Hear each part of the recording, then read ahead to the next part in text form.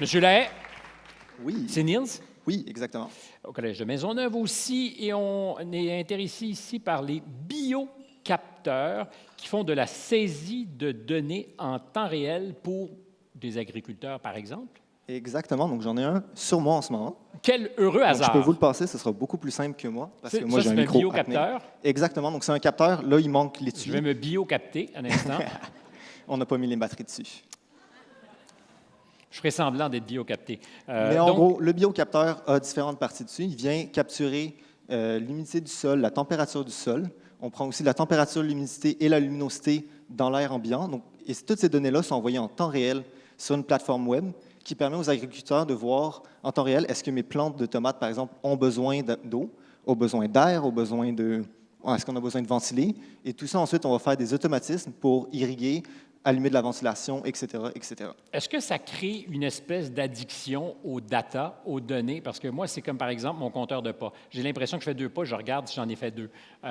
Est-ce que c'est la même chose pour l'agriculteur qui va se dire, ou l'agricultrice, qui se dit, tiens, je vais aller voir si mes tomates sont vraiment dans la zone optimale? En fait, le but, c'est justement que l'agriculteur n'ait pas forcément à se concentrer sur ses plants de tomates avec les données, parce qu'on veut justement abstraire le fait pour qu'il puisse se concentrer sur d'autres choses, parce qu'une serre, ça prend beaucoup de temps. Et si l'agriculteur peut éviter de se déplacer dans sa serre pour allumer l'eau, éteindre l'eau, C'est pas juste en serre que ça peut fonctionner. ça pourrait ne pas fonctionner, ça pourrait fonctionner hors des serres, mais pour le moment, on a vraiment adapté à l'environnement du serre, parce qu'on peut facilement contrôler l'irrigation et la ventilation de l'environnement. Parfait. Ça a été développé, si je ne me trompe pas, avec une équipe en Tunisie. En fait, on est allé en Tunisie en janvier dernier faire un programme d'échange. Donc, on est venu partager nos connaissances parce que le capteur, on l'a développé ici à Montréal au sein du laboratoire LRIMA. Et Le laboratoire comment? LRIMA, donc c'est le laboratoire de recherche en informatique de Maisonneuve. OK. Donc, on l'a développé ici au Québec. Et on est allé en Tunisie leur montrer comment il fonctionnait, comment l'assembler. Parce que aussi, notre capteur est fait d'une façon à être facilement assemblé. On imprime l'étui en 3D.